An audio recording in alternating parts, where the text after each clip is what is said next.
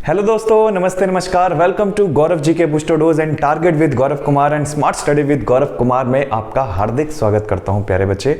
और जैसा कि आज आप लोग हमारे सामने एक टॉपिक देख रहे हैं जिसका नाम है महमूद गजनवी।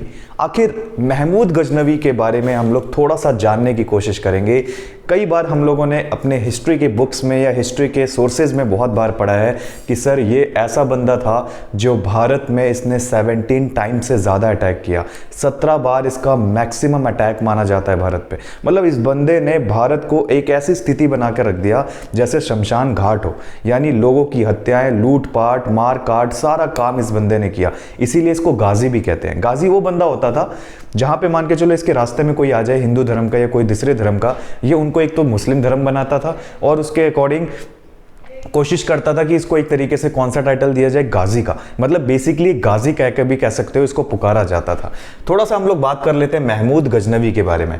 महमूद गजनवी से बच्चे प्यारे बच्चे, आप लोगों को मैंने इससे पहले वाली वीडियो में मोहम्मद बिन कासिम की स्टोरी बता दी है। आप जाकर चेक कर सकते हो, मोहम्मद बिन कासिम के बारे में आपको प्लेलिस्ट में मिल जाएगा। ऐसा बताते हैं कि हम लोग पढ़ रहे हैं बच्चे मेडिवल हिस्ट्री, और मेडिवल हिस्ट्री के अंदर मैंने आपको बता दिया है कि मेडिवल हिस्ट्री के अंदर हम लोग कौन कौन से टॉपिक कवर कर रहे हैं, एक बार शॉर्ट में जान लेंगे प्यारे बच्चे। सबसे पहले हम लोग पढ़ रहे थे इसमें इस्लाम रिलीजन की वीडियोस आपको हमारे चैनल में मिल जाएगी। इस्लाम रिलीजन के बाद मैंने प्यारे बच्चे बताया कि इस्लाम रिलीजन को इंडिया में कौन एग्जिस्टेंस में लेकर आएगा, मोहम्मद बिन कासिम भारत में लेकर आएगा। और इसी की वजह से मैंने आपको बताया था कि भारत में आपको एक लाइन याद करनी पड़ेगी, जिस लाइन को हमेशा याद रखना है। लाइन हमेशा याद करोगे मेडिवल हिस्ट्री में, एमबीके गजनी, गौरी बच्चे, गुड़ खाओ तसले में, ये लाइन भूलनी नहीं है क्योंकि पूरी मेडिवल हिस्ट्री इसी लाइन के अकॉर्डिंग चलेगी प्यारे बच्चे। मोहम्मद बिन कासिम हम खत्म कर चुके। इसके बाद जो अगला रूलर आएगा महमूद गजनवी आएगा। इंडिया में मोहम्मद बिन कासिम के बाद भारत में अटैक करने वाला राजा महमूद गजनवी था जो आएगा। महमूद गजनवी के बाद प्यारे बच्चे भारत में एंट्री मारेगा मोहम्मद गौरी के 4 गुलामों में से एक गुलाम नजर आएगा कुतुबुद्दीन ऐबक, और वही बंदा भारत में दिल्ली सल्तनत की शुरुआत करेगा। और इसी दिल्ली सल्तनत में चलेंगे प्यारे बच्चे 5 वंश, जिनको बोला जाता है गुलाम, केस खा से खिलजी, ता से तुगलक, सा से सैयद, एल से लोधी, यानी 5 वंश चलेंगे इसमें। और उसी लोधी वंश के बाद स्टार्ट होगा आपका मुगल वंश में आएंगे 6 मुगल बादशाह, जिन्हें याद करने की टेक्निक होगी भाजिसा। क्या बोलोगे प्यारे बच्चे? भाजिसा। बाबर, हुमायूं, अकबर, जहांगीर, शाहजहां, औरंगजेब। तो क्या बोलोगे? भाजिसा के नाम से जानेंगे। जैसे ये मुगल एम्परर खत्म होंगे, नीचे शुरू होंगे पोस्ट मुगल एम्परर की सीरीज, और इसमें पढ़ोगे बहादुर शाह जफर फर्स्ट से लेकर प्यारे बच्चे बहादुर शाह जफर सेकंड तक की कहानी। तो इसके बारे में हम लोग पूरी मेडिवल हिस्ट्री यहां तक खत्म करते हुए चलेंगे। तो आपको मैंने एक शॉर्ट ब्रीफ बता दिया कैसे कैसे हमें दिल्ली सल्तनत पूरी पढ़नी है, पूरा मेडिवल हिस्ट्री कैसे पढ़ना है। आओ शुरुआत करते हैं अपने टॉपिक की। हमारा टॉपिक प्यारे बच्चे चल रहा था क्या चीज, तो हम लोग बात कर लेते हैं महमूद गजनवी के बारे में। चलें प्यारे बच्चे, शुरुआत करें इस महमूद गजनवी के टॉपिक के बारे में थोड़ा सा। आइए जानते हैं कि इस टॉपिक में बेसिकली है क्या है इस टॉपिक में, वो सारी चीजें हम लोग डिटेल में जानेंगे। सबसे पहले बात करते हैं कि सर महमूद गजनवी जो था, इसका शुरुआती टाइम पीरियड क्या रहा, इसने भारत में कब से लेकर कब तक रूलिंग करी। तो आप बोलेंगे सर 998 में आया था इंडिया में, 1030 में इसकी डेथ होगी। सारी डिटेल जानते हैं। पहले जानेंगे इसके आधार कार्ड के दिए हुए चाइल्डहुड के नाम क्या था, मतलब बचपन का नाम प्यारे बच्चे। जैसे आपके बचपन का नाम होते हैं वैसे ही इसके बचपन का नाम क्या था। बचपन का नाम आप पढ़ ही नहीं पाओगे क्योंकि अगर आप लोगों ने इसको याद करने की कोशिश की शायद आप हिस्ट्री भूल जाओ। इसीलिए आप लोगों को क्या करना है, इसका फुल नेम था यामिन उद दौला अबुल कासिम महमूद इब्न सुबुक्तगीन। इतना बड़ा नाम सर नहीं याद कर सकते, इसीलिए शॉर्ट में क्या बोलोगे, महमूद गजनवी बोल देना। ठीक है जी, इतना लंबा इसके खानदान के भी नाम हैं। आगे चलोगे तो इसकी पूर्वज आएंगे तो उसके नाम और बड़े होते चले जाएंगे। वो मूवी देखिए आप लोगों ने धमाल प्यारे बच्चे, नाम बताते बताते गोवा पहुंच जाएगा। तो वैसे ही नाम बताते बताते हिस्ट्री खत्म हो जाएगा, इसीलिए आपको नाम याद ही नहीं करना है इसका। क्या बोलोगे, यामिन उद दौला अब्बुल कासिम महमूद इब्न सुबुक्तगीन। सुबुक्तगीन कौन था, आप बाद में बताऊंगा सुबुक्तगीन कौन था। महमूद गजनवी का जन्म होता है 2 नवंबर 971 AD के अंदर। जन्म का स्थान अफगानिस्तान था प्यारे बच्चे। कहां पर जन्म लेते हैं महाराज जी, अफगानिस्तान में इनका जन्म हुआ। राज्याभिषेक करवाएंगे अपना कब, 1 मार्च 998 AD को। राज्याभिषेक कब होगा सर इसका? 1 मार्च 998 एडी को। याद रखना महमूद गजनवी के कुछ अदर नाम्स भी हैं, इसे कुछ अदर नाम भी दिया जाता है, जैसे आपके प्यारे दोस्त बुलाते हैं ना, हाँ भाई गुल्ले, हाँ भाई ठुल्ले, इस तरीके से। तो ऐसे गुल्ले ठुल्ले इसका नाम नहीं था, इसके कुछ और सारे नाम थे, जैसे इसके कुछ अदर नाम मैं बता देता हूँ। जैसे इसको बोलते थे प्यारे बच्चे, इसी को बोलते थे बुत शिकन। क्या बोलते थे? बुत शिकन भी बोलते थे। इसी को बोला जाता था मूर्ति भंजक। मूर्ति भंजक क्यों बोलते थे प्यारे बच्चे? उसका रीज़न था क्योंकि मूर्तियों को छोड़ता नहीं था, मूर्तियों को तहस नहस कर देता था। मूर्ति भंजक, बुत शिकन, और इसी को बोला जाता था यामिन उद दौला। यामिन उद दौला भी कहा जाता था, और इसी का नाम था यामिन आदिल मिलाह। तो इसी के कई सारे नाम हैं प्यारे बच्चे, यामिन उद दौला, यामिन आदिल मिलाह। आप बोलोगे इसी को बोलते थे बुत शिकन, इसी को बोलते थे मूर्ति भंजक। मतलब इसने मूर्तियों को तहस नहस किया भारत में आने के बाद। इसका मेन मोटिव क्या था इंडिया में आने का? भारत को लूटना, दूसरी बात भारत को खत्म करना, भारत के अंदर इस्लाम धर्म को प्रमोट करना, ताकि भारत में सिर्फ और सिर्फ इस्लाम के लोग रहें, दूसरे धर्म के कोई लोग ना रहें। इसका मेन मोटिव था। ऐसा बताते थे कि महमूद गजनवी जो था सर, एक्चुअल में अब इसकी थोड़ी सी लाइफ हिस्ट्री के बारे में जानते हैं। अब इसकी लाइफ हिस्ट्री कैसे शुरू करेंगे? यहाँ से शुरू करते हैं। सपोज करो दिस इज आवर इंडिया, ये हमारा भारत है सर। भारत में क्या था? तो ऐसा बताते थे कि एक्चुअल में क्या था, ये रहता कहाँ पे था सर? इसका जन्म होता है यहाँ से कुछ दूरी के हिस्से के पास, जिसको बोलते हैं अफगानिस्तान। यहाँ पे महाराज जी ने जन्म लिया, एक किलकारी बजा दी, पता लग गया महमूद गजनवी आ चुका है, बंदा आ चुका है। ठीक है जी। महमूद गजनवी के बारे में ऐसा बताते थे कि महमूद गजनवी बिलोंग करता था सर कहाँ से? गजनी से। अफगानिस्तान में एक जगह पड़ती थी गजनी, इन्हीं से बिलोंग करता था। कहाँ से प्यारे बच्चे? गजनी से बिलोंग करता था। इसी गजनी में एक वंश चलता था जिसका नाम था गजनी वंश। कौन सा वंश चलता था प्यारे बच्चे? गजनी वंश चलता था। इसी गजनी वंश को यामनी वंश भी कहते थे। कभी पूछा जाए कि दोबारा या इसका नाम क्या था सर? यामनी डायनेस्टी के नाम से भी जानते थे। ठीक है जी। इसी को यामनी डायनेस्टी बोलते थे। इसी यामनी वंश के एक फाउंडर थे जिनका नाम था अलप्तगीन। क्या नाम था प्यारे बच्चे? अलप्तगीन नाम था। और इसी अलप्तगीन के यहाँ पे काम किया करते थे इसके पापा, जिसका नाम था सुबुक्तगीन। क्या नाम था? सुबुक्तगीन नाम था इसके पापा का। और इन्हीं सुबुक्तगीन का बेटा था जिसका नाम था महमूद गजनवी। इसी के बेटे का नाम था प्यारे बच्चे महमूद गजनवी नाम था। यानी महमूद गजनवी किसका बेटा रहा? सुबुक्तगीन का बेटा था। यानी सुबुक्तगीन किसके दास थे? अलप्तगीन के दास थे। अलप्तगीन कौन था सर? यामनी वंश का फाउंडर था। यामनी वंश क्या हुआ सर? इसी को गजनी वंश बोलते हैं। और ये गजनी वंश कहाँ चलता था? गजनी में। और ये गजनी कहाँ था सर? अफगानिस्तान में। यहाँ तक की सारी बात है। ये जो सुबुक्तगीन आप देख रहे हो सर, ये सुबुक्तगीन इतना अच्छा इंसान था कि अलप्तगीन की नज़रों में बहुत अच्छे से काम करता था। महाराज जी ऐसे चुप, महाराज जी सारा काम हो गया, जाओ सुबुक्तगीन ये वाला काम करके आओ। चला गया दौड़ता हुआ, महाराज जी ये भी काम हो गया। अलप्तगीन का दिल जीत लिया इसने। कहता है यार आज तक कोई ऐसा काम नहीं जो इसने ना किया हो, सारे काम मेरे कर लेता है ये, और ऐसा बंदा मुझे चाहिए जो मेरी डायनेस्टी को संभाल सके। इसने प्रॉमिस कर दिया कि जैसे मैं मरूंगा सारा का सारा यामनी वंश इस बंदे को दे दूंगा, सुबुक्तगीन को। सुबुक्तगीन भी बड़ा खुश हुआ, कहते महाराज इतना एहसान, कोई दिक्कत नहीं, मैं संभालने के लिए तैयार हूँ। सुबुक्तगीन को आने वाले समय में पूरा अफगानिस्तान मिल जाएगा। लेकिन इस बंदे को अफगानिस्तान की खुशी नहीं थी, इसको चाहिए था भारत, क्योंकि सारा का सारा धन, सारी की सारी शोहरत सब भारत में थी। इस बंदे की नज़र थी मेरे पास अफगानिस्तान तो हो लेकिन भारत भी एडिशनल पर्पस से चाहिए। इसकी नज़र थी भारत पे। उस समय भारत में एक राजा रूल करता था इसी सिंध में, जिसको बोलते थे राजा जयपाल। कभी पूछा जाए कि कौन था सर यहाँ पर राजा, कौन था पूरे सिंध का? राजा जयपाल था। इस बंदे की दिमाग था कि सुबुक्तगीन चाहता था कि मैं भारत पे तो राज करूं लेकिन अफगानिस्तान पे तो राज करूं लेकिन भारत भी मेरे अंडर में हो। एक दिन क्या हुआ, बाय डिफॉल्ट ये जो फाउंडर हैं यामनी वंश के, इनकी डेथ हो गई थी, मर गई ये, किसी युद्ध में गए, उनकी डेथ हुई। मरने के बाद ये सारा का सारा इनके कहने के मुताबिक सारा अफगानिस्तान चला गया सुबुक्तगीन के हाथ में। सुबुक्तगीन उसी धर्म पे एक कोरोनेशन करवाया। अब जब राजा बनेगा तो सेनापति भी इसके बहुत सारे होंगे, सेनापति हो गया, पावरफुल इंसान बन गया। पहले कहाँ दास के रूप में काम करता था, अब ये राजा बन गया। राजा बन गया, बड़ा खुशी हुई इस चीज़ को। लेकिन इस बंदे ने क्या किया, जब सेना बन गई इसकी, तब ये हमला करेगा किस पे? भारत पे। अब ये चला गया भारत में, कहता है भारत को तो लेकर रहूँगा, एक जाता था किससे लड़ने के लिए? राजा जयपाल से। राजा जयपाल कम नहीं था, हिंदू शाही राजा था, बड़ी सेना लेके घूमता था ये। इनके बीच में हो गई बैटल, लड़ाई हुई।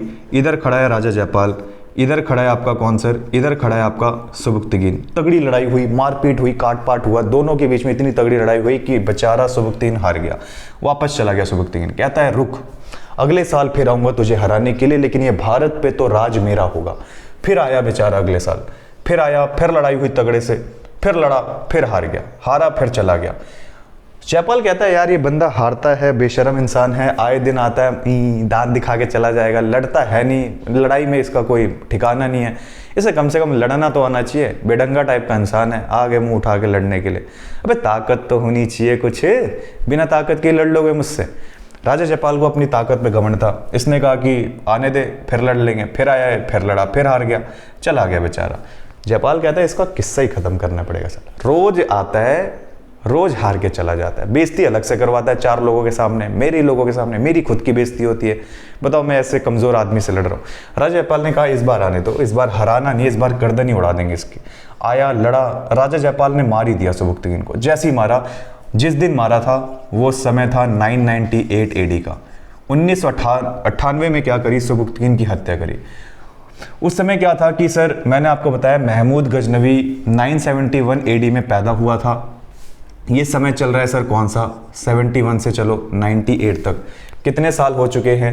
करीबन ये मान के चलो 27 साल का महमूद गजनवी हो चुका था, एटलीस्ट 27 ईयर्स का। 27 ईयर के अकॉर्डिंग देखो तो 998 पड़ता है, बिल्कुल सही बात है सर। मतलब 27 साल की उम्र में जैसे सुबुक्तगीन मरा, पूरे अफगानिस्तान का राजा कौन बना सर? महमूद गजनवी।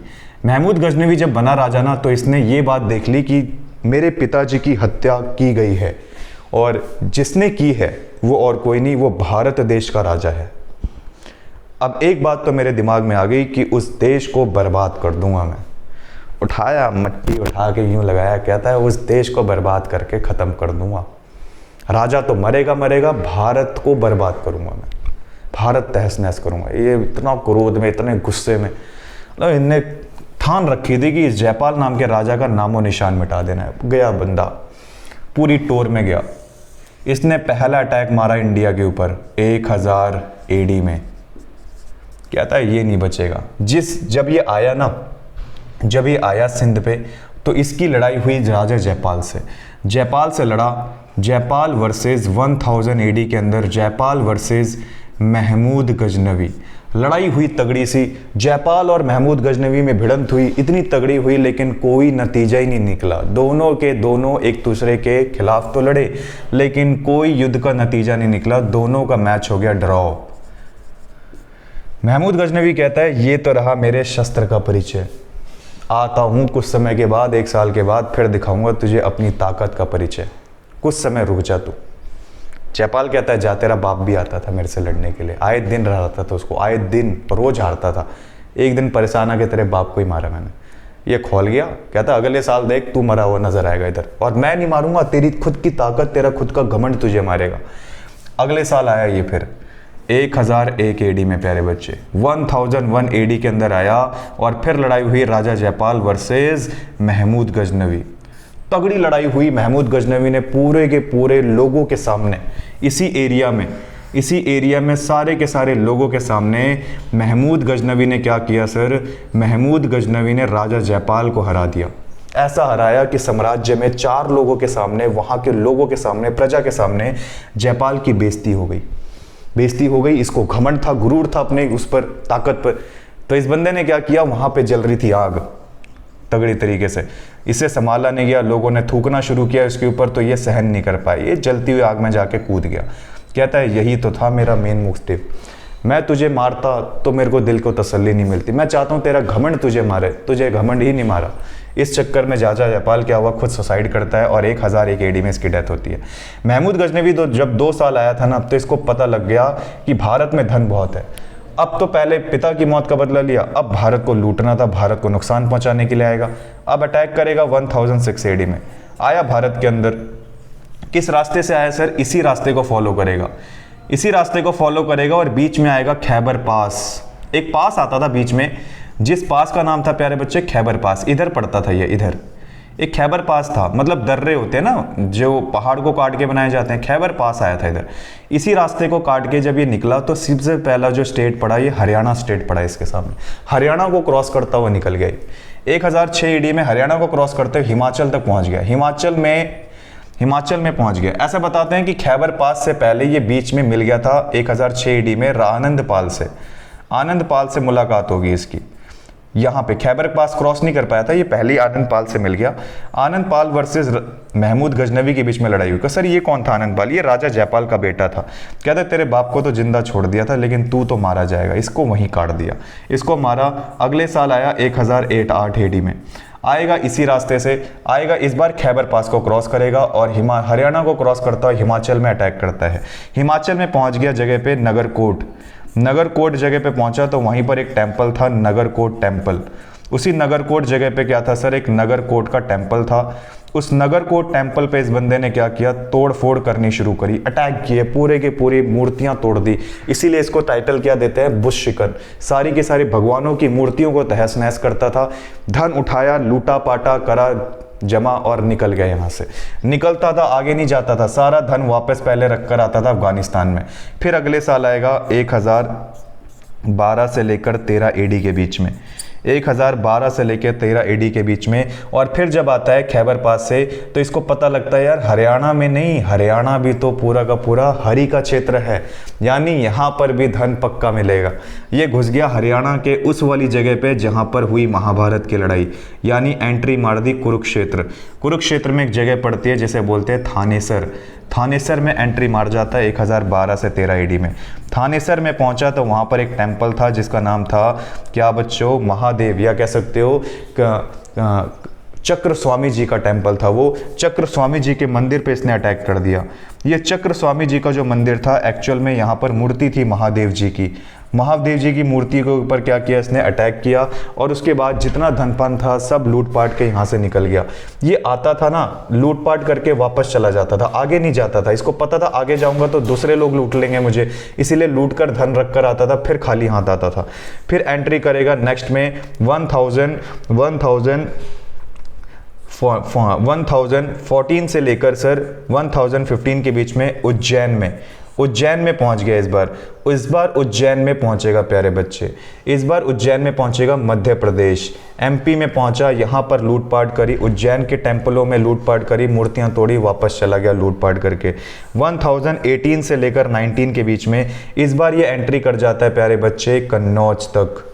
कन्नौज यूपी के अंदर एक जगह पड़ेगी कन्नौज। वहाँ के राजा से भिड़ंत हो गई इसकी, राजा थे यहाँ पर गुर्जर प्रतिहार वंश के राजा से भिड़ंत हुई, मारा पीटा, खत्म किया, सारा लूटपाट करा, वापस भाग गया। मतलब लूटपाट बहुत करी इसने, सारी मूर्तियां तोड़ी। और गुर्जर प्रतिहार वंश यानी अटैक कहाँ पर किया सर? कन्नौज पे किया। कन्नौज में सूरी तरीके से लड़ाई करी। कन्नौज से ऐसा बताते हैं कि इसने एक गंगा नदी को क्रॉस करके भारत में आगे निकल गया। ये अगर पूछा जाए कि मेडिवल हिस्ट्री, मध्यकालीन भारत में ऐसा पहला राजा कौन सा था जिसने गंगा नदी को क्रॉस किया, तो ये वो यही बंदा है जिसने गंगा नदी को क्रॉस कर दिया था प्यारे बच्चे। 1018 के बाद एंट्री करता है, 1018 से 19 के बाद सबसे फेमस अटैक आएगा 1025 एडी। इसमें कहते हैं कि ये इस बार मध्य प्रदेश से होता हुआ एंट्री मार गया गुजरात में प्यारे बच्चे। जैसे ही पहुंचा तो गुजरात में इसको एक मंदिर फेमस नजर आया जिसको बोलते हैं सोमनाथ टेम्पल। इस बंदे ने सोमनाथ टेम्पल में भी क्या किया? पूरी तरीके से अटैक किया। उस सोमनाथ टेम्पल में सबसे खास बात थी कि उसके अंदर करीबन इसने 1 लाख से ज़्यादा के दिनार चोरी किए, 1 लाख से ज़्यादा के प्यारे बच्चे दिनार चोरी किए। और वहाँ से लूटपाट करके जब ये निकल रहा था, निकलने से पहले तो सबसे पहले इसके दिमाग में आया कि यार यहाँ के लोगों की आस्था बहुत है, लोग 24 घंटे लाइन लगा के भगवान की पूजा कर रहे हैं। तो इसने क्या देखा कि वहाँ पर एक तलवार बीचों बीच में बिल्कुल एक सीधे फॉर्म में लटकी हुई थी हवा में, बिना किसी सपोर्ट के। वो तलवार हवा में लटकी थी बिल्कुल मंदिर के अंदर। इसने कहा तभी लोगों के अंदर इतनी जागरूकता है भगवान या धार्मिक चीज़ों को लेके। इस बंदे ने सोचा कि ये तलवार में आखिर ऐसा है क्या जो बीचों बीच में लटकी है। अब इसकी तो आदत थी क्या करना, सारे के सारे दीवारों को तोड़ना, मंदिरों को तोड़ना। उस दीवार में या कह सकते हो वो जो एक एक्चुअल में तलवार थी वो इस वजह से लटकी थी क्योंकि उस दरबार में चारों तरफ मैग्नेटिक फील्ड था, जिसकी वजह से चारों तरफ मैग्नेट का क्या लग रहा था सर, फोर्स, और उसकी वजह से वो दीवार और वो जो तलवार थी वो थी लोहे की, इस वजह से क्या हुआ वो बीच में अटकी हुई थी। इस बंदे ने क्या किया, सारी की सारी दीवारों को ऐसे तोड़ा, ऐसे मैग्नेटिक फील्ड खत्म हुआ, तलवार नीचे गिरी। लोगों की आस्था डगमा गई, कहते महाराज ये क्या हो रहा है, महाराज महाराज महाराज महाराज ये कैसे, महाराज महाराज करते करते वो तलवार नीचे गिर गई। कहते कौन कर रहा है ये सारी के सारी मंदिरों में तोड़ फोड़। फिर पता लगा महमूद गजनवी मारता जा रहा है, सारी के सारी चीज़ों को तुखाड़ता जा रहा है। कहते महाराज ये कैसे हो रहा है, इस बंदे को सजा दीजिए ना, क्यों नहीं दे रहे आप सजा, महाराज महादेव महादेव सजा दीजिए। महादेव सजा नहीं दे रहे उसको, अब इस चक्कर में वो तोड़ फोड़ कर रहा है। तो लोगों की आस्था को डगमगाने का काम किसने किया, इसी बंदे ने किया, महमूद गजनवी ने। कब किया सर, सोमनाथ टेम्पल पे अटैक करता है 1025 में, जिसे सोमनाथ टेम्पल का सबसे फेमस अटैक माना गया। 1 लाख से ज़्यादा दिनार चोरी किए और लूटपाट करी, इसी रास्ते से भागा। ये भागता हुआ निकल जाता है सर, गुजरात के तटों को पार करता हुआ दोबारा पहुंचा अफगानिस्तान पहुंच गया। ये ऐसा बताते थे कि जब ये लूटपाट कर रहा था और यहाँ से लूटपाट करके 1 लाख दिनार चोरी करके जा रहा था, तो पंजाब में इसको क्या हुआ, पंजाब के रास्ते से जा रहा था बेचारा, पंजाब के रास्ते से जा रहा था, तो पंजाब में बैठे रहते थे जाट, ठीक है जी, पंजाब के रास्ते में मिलेंगे जाट, और उसके बाद जाटों से क्या होता था, विद्रोह। इसका जाट इसको क्या करते हैं, पंजाब के रास्ते में छीन लेंगे। पंजाब के रास्ते में इसको क्या कर लिया, जाटों ने सारा का सारा क्या किया, ये लूटपाट करके जा रहा था। कहते हैं राजा आ रहा है, राजा लूट लो इसको, लूट लो। ऐसे छुपे आराम से जाट, ऐसे आ गया ऐसे लूटा, ऐसे तगड़े तरीके से मारा, खींच के महमूद गजनवी के दिए 4 गुद्दी पे। महमूद गजनवी कहता है क्यों मार रहे हो भाई, कहते हैं जितना लूट के लाया ना दे दे दर। कहता है क्यों दूं, नहीं देगा रे, मारो इसको, फिर से मारो, फिर मारा खींच के। कहता है ले जाओ यार ले जाओ, सेना तो थी नहीं इसके पास, बेचारा फंस गया, सारे के सारी चीज़ें दे दी। जैसी दी जाट मजे ले रहे इसके, ये बेचारा रोता हुआ चला गया कहाँ, अफगानिस्तान। कहता है यार रुला दिया इन लोगों ने।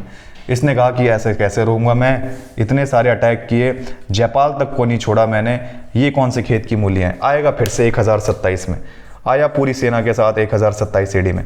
कहता है जिन्होंने मुझे लूटा है उन सबको जिंदा नहीं छोड़ूंगा। आया सेना लेके यहीं पर, यही थे, मारो इन सबको। सेना से पिटवाया इसने जाट के खिलाफ। जाट वर्सेस होगा सर महमूद गजनवी, जाट वर्सेस महमूद गजनवी। बहुत मारा जाटों को इसने, सारा धन लूटा जाटों से, वापस ले गया। ये वापस ले गया, जैसे ही वापस ले गया वहीं पर उसके कुछ समय के बाद 1030 में बेचारे की हो जाएगी डेथ।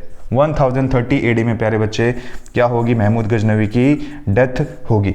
1030 AD में कौन से टाइम पीरियड में मरा, तो पूरी डेट याद रखना है, तो 30 अप्रैल 1030 AD में इसकी होगी प्यारे बच्चे डेथ। 30 अप्रैल 1030 AD में क्या होगी, डेथ हो जाएगी। ठीक है जी, कोशिश रही आप लोगों को ये वाला टॉपिक समझ में आ रहा होगा प्यारे बच्चे। जैसे ये मरा, मरने के बाद ऐसा बताते हैं कि इसका बुरियल मतलब होता है इसकी जो कब्र है, बुरियल यानी कि जो इसको दफनाया गया, इसकी जो कब्र है ये कहाँ पर बनाई गई सर, गजनी अफगानिस्तान में। कहाँ पर है इसकी कब्र, गजनी अफगानिस्तान में इसको दफना दिया गया। महमूद गजनवी बेचारा अल्लाह को प्यारा हो गया।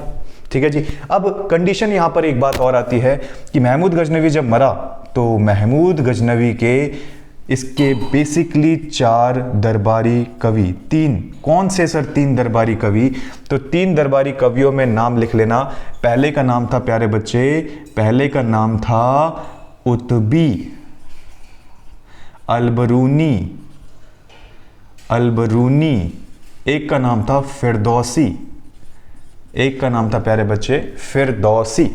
उतबी अलबरूनी फिरदौसी, उतबी अलबरूनी फिरदौसी।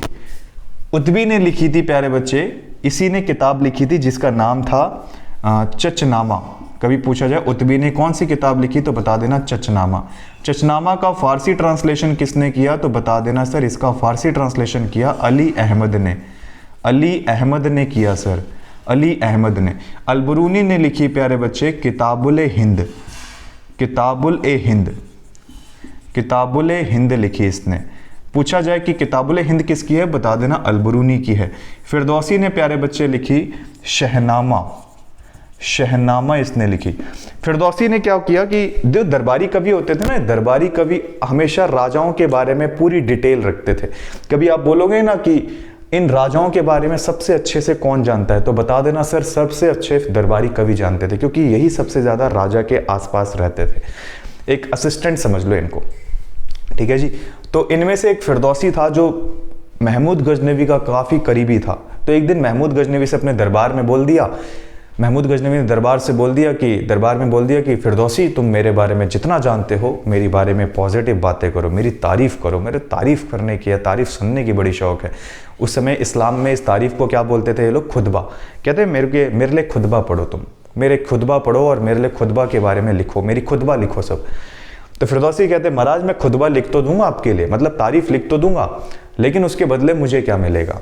आप कुछ दो तो मैं मोटिवेट होकर बहुत सारी तारीफ़ लिखूंगा आपकी। कहते चल ठीक है, तू मेरे बारे में तारीफ़ लिखेगा तो मैं तुझे पर वर्ड, जितने वर्ड्स तू मेरे बारे में अच्छी बातें लिखेगा, मैं उसके हिसाब से तुझे दिनार दूंगा, दिनार। इसके दिमाग में मनी मनी मनी मनी आने लग गया। मनी मतलब पैसा, इमेजिनेशन। इसने कहा अगर मैंने एक वर्ड लिखा तो 1 दिनार, 2 वर्ड लिखे 2 दिनार, 3 वर्ड लिखे 3 दिनार। इसने कहा लाखों वर्ड लिखे तो लाखों दिनार, करोड़ों लिखे करोड़ों दिनार। इनने भाई लालच में इतने दिनार के चक्कर में किताब का साइज़ इतना मोटा कर दिया। कहता है महाराज लो किताब, पूरी किताब इसके अंदर तारीफ़ों से भरी पड़ी, पढ़ डालो इसको बस आप। कहता है अबे बेवकूफ़, इतना लालच भी अच्छी बात नहीं है कि तू इतनी बड़ी मोटी किताब लिख दे। कहता है महाराज लालच नहीं है ये, मेरा प्यार है, प्यार, दिस इज़ माई लव। कहता है लव को मार गोली, मुझे ये बता कि इसमें बातें क्या लिखी है तूने, ये पढ़ पाऊंगा मैं? कहता है नहीं महाराज पढ़ तो नहीं पाओगे, एक काम करो आप इसके अंदर से कुछ बातें पढ़ लो। कहता है महाराज एक महमूद गजनवी कहता है कि मैं पढ़ूंगा तो पूरी, एक काम कर इस किताब का साइज़ छोटा कर। पेजे फाड़ता है, हटाओ, पेजे फाड़ के साइज़ इतना कर देता है। कहता है पढ़ लोगे? कहता है और छोटा अगर इतना पढ़ लोगे और इतना कर लोगे और इतना कर लोगे, हाँ इतना पढ़ लूँगा। पढ़ा पूरी किताब। पढ़ने के बाद बोलता है कि यार किताब में एक भी बातें तेरी ढंग की नहीं लगी। I don't like your any words regarding in me. No, मेरे को कोई भी चीज़ मुझे अच्छी नहीं लगी तुम्हारी। There is my English problem. तो आप लोग इसे समझ लेना चाहिए। एक्चुअल में क्या है कि इसने कहा कि तेरी तारीफ़ मुझे पसंद नहीं आई, इसको बुरा लग गया। कहता है मेरी इतनी मेहनत करी मैंने, टैलेंट इतना किया मैंने, सारी चीज़ें इसके ऊपर लगाई, लेकिन अगला बंदा मेरी तारीफ़ करने की बजाय बोलता है कि तूने जो बातें लिखी वो मुझे पसंद नहीं आई। कहता है पसंद कैसे नहीं है, देख दुनिया को कैसे पसंद कराता हूँ। फिरदौसी ने पहले अच्छी बातें लिखी थी इसमें महमूद गजनवी के बारे में, अब लिखता है बुराइयाँ। कहता है महमूद गजनवी महारद्दी इंसान है, 1 नंबर का बेकार इंसान, एक तरीका का लूटपाट करने वाला, फिरौती किस्म का खाने वाला, एक किस्म का मान के चलो इतना गंदा बंदा जिसकी शक्ल देखो तो उल्टी आ जाए, ऐसे ऐसी बातें लिखी, बहुत गंदी गंदी बातें लिखी इसने। लिखने के बाद क्या देता है जी, ईरान में बांट दो। और ईरान के लोग पढ़ रहे 24 घंटे। कहते हैं वाह बहुत बढ़िया किताब है यार, महमूद गजनवी के बारे में लिखी है। महमूद गजनवी के रेपुटेशन डाउन लोगों के नज़रों में। इसको पता लग गया महाराज आपके बारे में कोई गंदी गंदी बातें फैला रहा है। कहता है फिरदौसी होगा, इसको पकड़ के लाओ। इसको पैसे नहीं दिए, इसने मेरे बारे में गलत बातें छाप दी। इसी के चक्कर में जाके फिर पकड़ा। कहता है महाराज रुकवा दो इसको। राजा झुक गया, बताओ फिरदौसी के आगे। कहता है रुकवा दो इसको बस, और आप बता दो जो आपसे मैंने वादा किया था ना दिनार का, मैं वो आपको दूंगा। तो ऐसे बताते जब दिनार भेजे गए तो फिरदौसी तब तक मर चुका था। इसकी डेथ जैसे ही मर गया, इसकी बहन ने भी दिनार लेने से मना कर दिया। तो बच्चे आपको आज की कहानी जो है वो महमूद गजनवी की थी। आशा रही आप लोगों को समझ में आया होगा। मिलते हैं नेक्स्ट वीडियो के अंदर और मिलेंगे मोहम्मद गौरी के साथ, ठीक है जी। तो वेट करिए मोहम्मद गौरी के टॉपिक का। उसी मोहम्मद गौरी के बाद हम लोग डिस्कस करेंगे दिल्ली सल्तनत में चलने वाले 5 वंशों को, जिसे बोलेंगे गुलाम खिलजी तुगलक सैयद लोधी, ठीक है। ओके, बाय बाय एंड धन्यवाद।